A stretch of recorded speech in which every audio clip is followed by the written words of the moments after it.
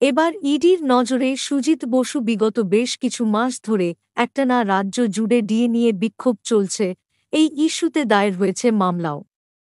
যদিও বাংলা সরকার তাদের অনুকূলে এখনও পর্যন্ত কিছু ঘোষণা করেনি। এই পরিস্থিতিতে দমকল মন্ত্রী সুজিত বসুর লেকটাউনের বাড়িতে বাড়িতে হানা দেয় ইডির একটি টিম।